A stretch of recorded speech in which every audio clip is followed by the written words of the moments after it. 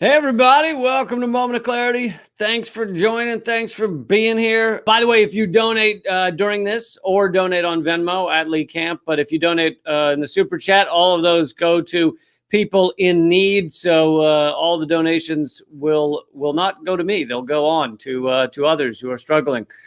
So feel free to do that. Take a minute to subscribe and share and all that good shit. So this is coming from Fairness and Accuracy in Reporting, which does great work. I know that you may think that we're hearing a lot about climate change recently, a lot more than we used to, right? Biden throws it into a speech here and there, etc. But Fairness and Accuracy in Reporting has looked at the Sunday shows, which the reason they've highlighted the Sunday shows is because those are the most watched and the most kind of prepared of mainstream media's news shows. Those are the ones where they really sit down and plan what they're doing. They usually get the biggest guests and that kind of shit. Whereas if you just flip on, CNN at any hour on a weekday, it's similar garbage, but they rarely are doing like pre-prepared packages. It's usually like, hey, this guy, got shot. So we're going to show you footage of him bleeding to death. So they analyze the Sunday shows.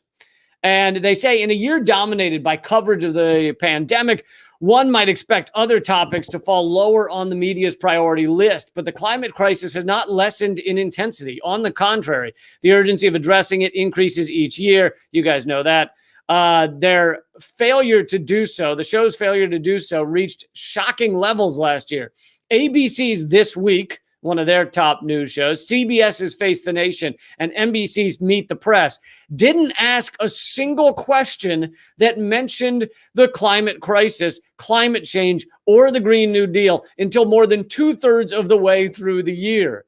This was the first one to ask such a question was on September 13th, when wildfires, which due to climate change are becoming more frequent and more intense, devastated the West Coast. And by the way, they think those wildfires will be even worse this year because, especially in California, because it is incredibly dry. According to their metrics, it's been incredibly dry. So likely the forest fires in California will be horrific again. So let's go back. CNN's State of the Union did little better, asking one tangential question earlier in the year in February to Republican Senator Joni Ernst about why she believed the Green New Deal and Medicare for All were socialism, but farm subsidies were not, which is only barely even really a question about climate change. That's more a question about like governmental policy, because I imagine her answer did not address climate change.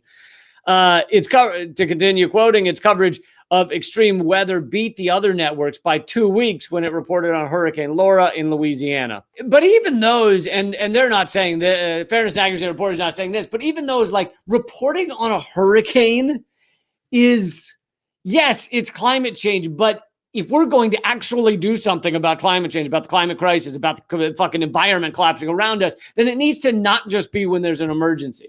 Them standing out in the middle of a storm and go, it's really windy out here. They got their hair, like, and they're holding on to some pole somewhere. And it's, just because people like to tune in and see a guy that's like clinging for life. I can't. Oh my God, it's crazy out here. Like, that kind of shit is not really addressing climate change.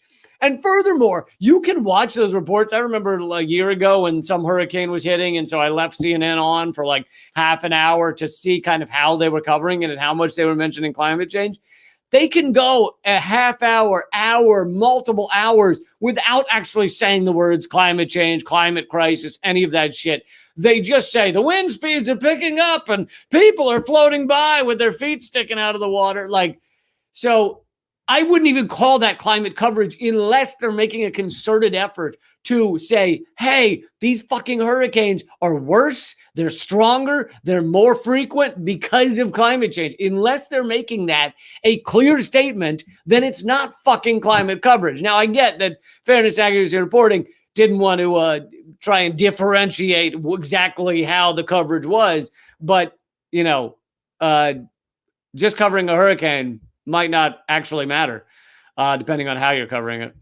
So, Face the Nation asked only 2 questions referencing the climate crisis the entire year. In the first, CBS host Margaret Brennan challenged Oregon Governor Kate Brown's statement that the wildfires were a wake-up call for all of us, that we have got to do everything in our power to tackle climate change. Brennan responded, so what is this, CBS? Is this CBS? Brennan said, Governor, I understand that's your conviction, but I know 4 former Oregon lawmakers have written an op-ed in the Washington Post saying you can't blame climate change. Instead, it's a failure of your state government to prepare, and that warnings were ignored regarding mismanagement of Oregon's forests. What is your response to that? Brennan presented climate disruption's role in wildfires as a mere conviction of her guest, not because there's scientific evidence that question the connection, but on the basis of an op-ed in the Washington Post written by Republican state representatives. So it sounds like that this interviewer was ignoring the fact that, guess what? It can be both. That a state government may not have done a great job, let's say, dealing with forest fires. Maybe they didn't have the firefighters, correctly funded or trained or staffed or what have you to do their best against these type of things. And also, it could be that there are more fires, harsher fires, more larger fires because of climate change. So it can be both those things, but instead, this interviewer sounds like she was acting like it's, what do you make of the fact that it's probably not climate change? It's because you didn't have 7 more firefighters out there. But, this whole article goes to show that the fact that they could go until September, these are the main news shows. These are the main mainstream media news shows. Go until mid-September without asking a question about climate change, without barely mentioning climate change is fucking insane. It's deadly. It's horrific. Part of the reason that I say the Democrats and Republicans are this one fucking party is because we're in the middle of a goddamn crisis in this world because of climate change, which is a climate crisis, which is causing environmental collapse on so many levels. It's causing an increased acidity in the oceans. It's causing islands to go underwater where lots of people live. It's causing millions upon millions of climate refugees that have already started moving around the world because they can't fucking live in their places. Many believe that the war in Syria, which, we obviously fostered by funding and arming fucking terrorists, but many believe it might not have even happened without climate change, because part of what caused such a furor, a fury, not talking about the Fuhrer, not talking about Hitler at the moment, but partially what caused such a fury in Syria before the war started was there was like a water shortage, which caused a food shortage. I don't know why I'm tripping over all my words right now, but a food shortage because there was a drought. So it's like those type of things cause other ramifications. It's a domino effect. You end up with civil wars that are fucking horrific. You end up with millions of refugees that can't take care of their families, of their children. They got to get out of the places where they live. And it causes so much death and destruction. And that's even before we're in the midst of the worst of it. And part of the reason I say these two parties are both garbage is because neither of them has done shit about this. And yet here you have the mainstream media. This is not Fox News, which acts like climate change is fake or whatever. This is fucking the other side of things. This is CBS, NBC, ABC saying that, not saying anything about climate change until there's 2 questions asked in September. That's of last year. I mean, it's truly incredible. It is. It shows how because something that came up in that Annalise mentioned at the end of the interview was that the channels are getting censored because of what they're covering, and she made the point that they got suppressed or censored or something right after I came on her show, and also Graham Elwood got demonetized after he and I started doing Government Secrets, and I did a 3-part segment on the assassination of JFK. So apparently I'm just accidentally going around wreaking havoc to channels because I talk about real shit, and apparently it hurts their channels. I've been suppressed for years, so I'm not even I don't even hardly bring it up that I can't get fucking 12 people to view a YouTube video because I've been heavily suppressed for years. But anyway, what was my point? My point was that, yes, I am talking about things that are not allowed on many channels, that get people suppressed, that get people censored. I talk about them, endlessly. And one of those things is merely continually bringing up and continually discussing and continually raising the alarm about climate change and about the climate crisis. It has become common knowledge that people understand it's happening. Like, yes, whatever the polls are, if you poll Americans, 70% believe it's happening. Even many Republicans are like, I live on a farm and shit's fucked up. We can't get any water. The shit's not growing. Like, there's a lot of Republicans that understand climate change is happening. So, but here's the thing. You have 70% of the country realizing it's going on. And yet you have these mainstream media garbage outlets that still aren't doing a good job of covering it.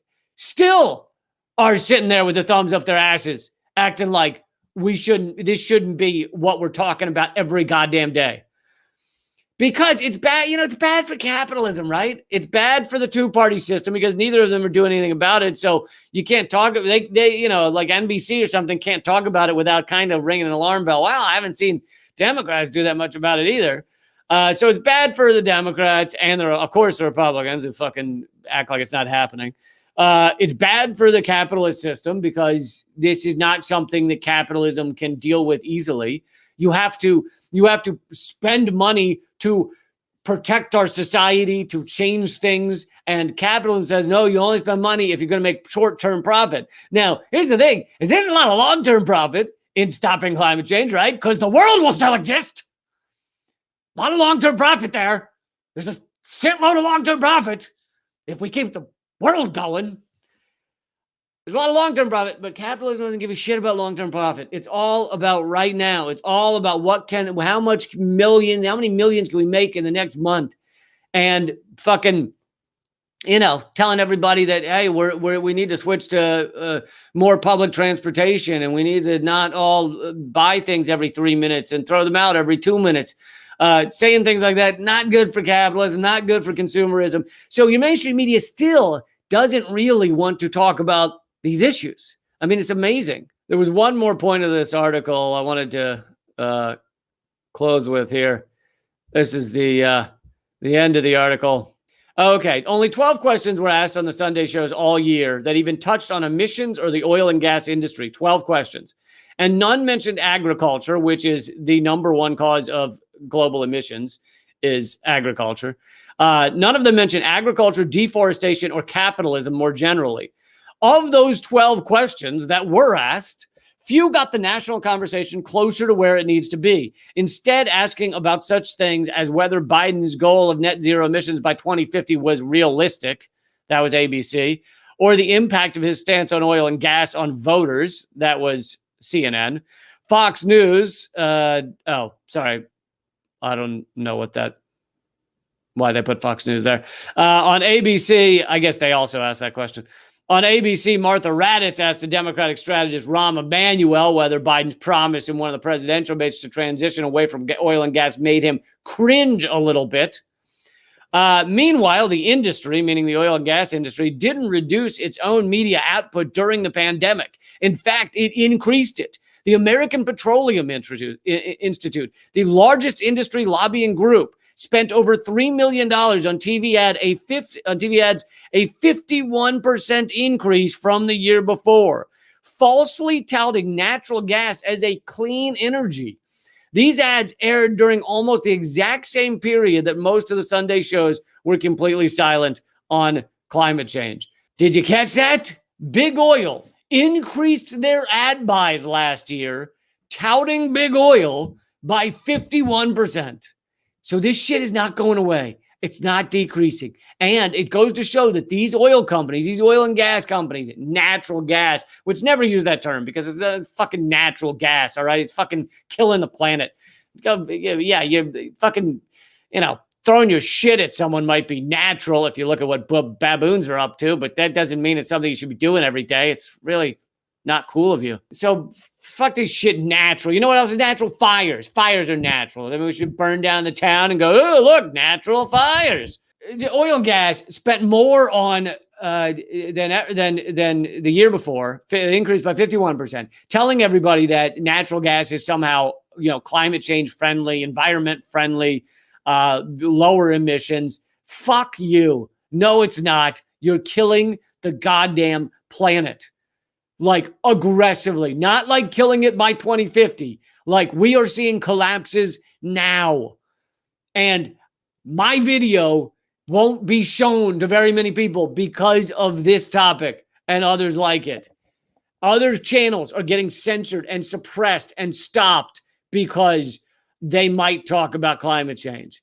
I mean, honestly, like we act like, so like Graham's channel was demonetized right after we covered how the CIA assassinated JFK.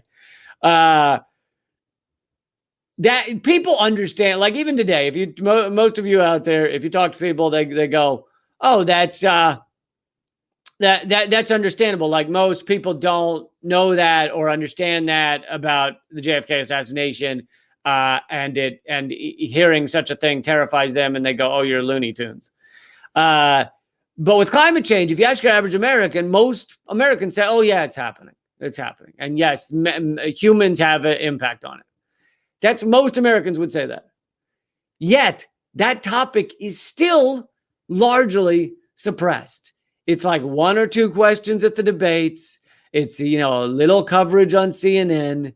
It's a tiny factor of what they actually report on. Think about that. CNN has 24 hours a day to spit their shit. And they asked, fucking 5 questions about climate change. 24 hours a day. Multiple. I'm not going to do that math in my head, but 24 times 365. I have no idea what that is, but it's a lot. That's what they had. And they asked, 10 questions about climate change. That's amazing. I should do the calculation and find out what percent of CNN coverage that would be is about climate change. But anyway, that's what I got for you today, guys. If you did donate, all of the donations go to those in need, those who need a little help. If you are someone who needs a little help, email commentcensor@protonmail.com. We're not talking about thousands of dollars, unfortunately. I'd love to do that, but that's not what we're talking about. We're talking about, $50 or $80.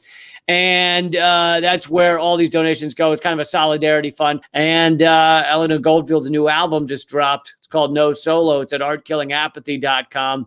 And if you are a member at our membership page, liberapay.com/Lee Camp. If you're a member there, I think it's like at the $3 tier, then to get your free album, which you get a free digital copy of Eleanor's album, you have to email us because everything on LiberaPay is anonymous. So we actually can't send you the album unless you email us.